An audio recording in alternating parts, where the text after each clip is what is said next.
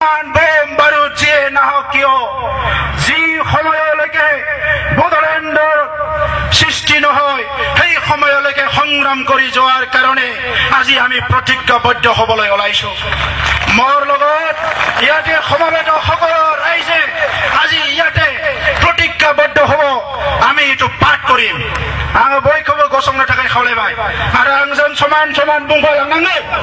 ओरैनो नङा रायजोफोर, रोजा रोजा बर' फिसाफोरनि थै गोलोमदैजों बर' हारिया थांना थादों, संग्रामजों थांनानै थादों। बेयो गेलेनायनि बाथ्रा नङा, बेयो थांनानै थानायनि बाथ्रा, मोनथायनि बाथ्रा, थांनानै थानायनि बाथ्रा। आङो समायखिराखौ दिनै बुंबाय, नोंथांमोना बेखौ फरायलां, आं बुंनाय लोगो लोगोनो बुंलांनांगोन। प्रथमते मैं कैसो आजिर এই দিনটো 2 মার্চ যেতিয়ালৈকে বড়োলেণ্ড নহয় এইটো বড়োলেণ্ড দাবী দিৱস হিচাপে আমি পালন কৰি যাম। বড়ো ৰাইজে, বড়ো জনসাধাৰণে, প্ৰতিটো বড়ো ফেমিলিয়ে আৰু নিখিল বড়ো ছাত্ৰ সন্থাই এই 2 মাৰ্চটো আমি সদায় এইটো স্মৰণ কৰি যাম। आं बयखौबो बुंफानो खावलायबाय, दिनै 2 मार्च बुरलुंबुथुरनि सेराव थानाय आमिनगावनि गेवलां फोथाराव बड'फा उपेन्द्रनाथ ब्रह्म, एबसुनि गिबि मंख्लं सुजित नार्जारी, बर'नि मंख्लं 1130 भुमखायाव जिनाहारि जानांनाय आइजोफोर,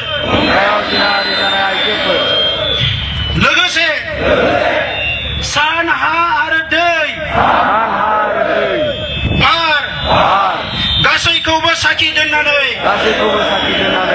25 बोसोर उनाव बर' फिसाफ्रा फिन समाय लाफिनबाय।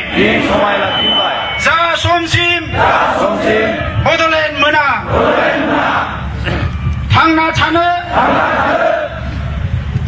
राजखान्थि मोन्थायखौ मोना,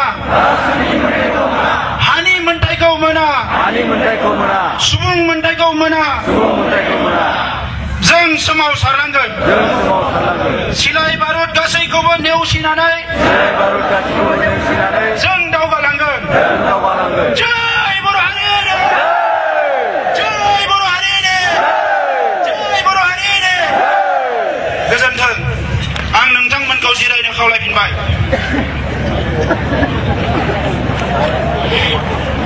मानगोनां रायजो राजा नोंथांमोन, दिनै एसे आगोलाव बर'फोरनि जारिमिननि बागै जोंनि बोसोनगिरि रोंगोरा नार्जारी आरो बिथां मनालिसा दैमारिया जोबोद मोजाङै फोरमायलांबाय। गोदो गोदायनि बाथ्राखौ, जारिमिनखौ जोङो बावलांनो मोननाय नङा। बर'फ्रा बे हानि फिसा। जारिमिना दिनै बुङो, जिसु ख्रिस्ट जोनोम जानायनि 5000 बोसोर सिगांनिफ्रायनो जों बेवहाय दङमोन।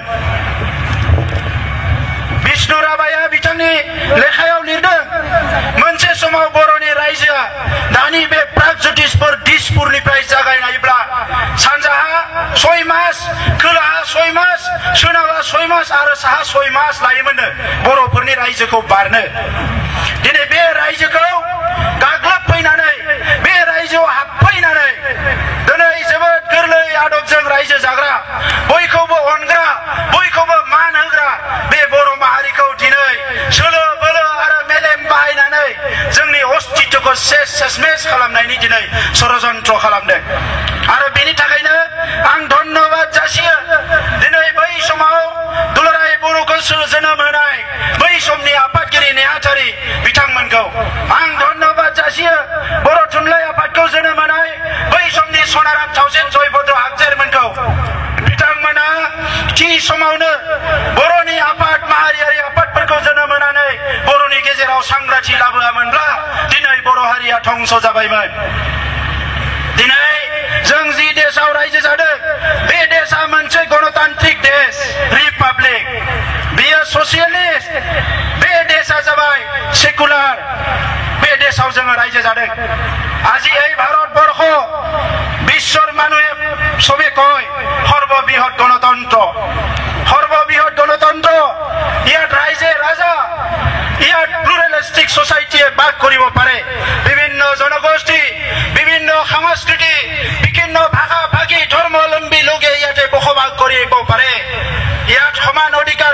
চাব লাগিব সকলৰ ভাষাৰ ইয়াৰ স্থান আছে সকলৰ সাংস্কৃতিৰ ইয়াত স্থান আছে কিন্তু কাৰ্যকাৰী কি কৰিলে স্বাধীনতাৰ ৬৫ বছৰত কাৰ্যকাৰী কি কৰিলে যোনে উন্নত সি উন্নতই হৈ থাকিল আৰু যোনে যাৰ ভাষা সংস্কৃতি উন্নত নহল সেইটো সদায় ডমিনেট কৰি ৰাখিলে সাংবিধানিক অধিকাৰ সাংবিধানিক সুবিধাটো লৈ পেলাই আজি চিষ্টেমৰ সুবিধাটো লৈ পেলাই তেখেতসকলে আমাক সদায় দমন কৰি ৰাখিলে আন্দোলন কেনেকা হয় বিদ্ৰোহ কেনেকা হয় ৰিভলিউচন কেনেকা হয় আজি বিশ্বৰ মানুহে জানে যেতিয়া কোনোবা এটা জনগোষ্ঠী কোনোবা এজন মানুহ কোনোবা এটা ৰাইজ কোনোবা এটা দেশৰ ওপৰত অন্যায় অবিচাৰ হয় সাপ্ৰেশন অপাৰেশন ডমিনেশন এক্সপ্লইটেশন ডিসক্রিমিনেশন হয় তেতিয়া বিপ্লৱ হয় তেতিয়া বিদ্ৰোহ হয়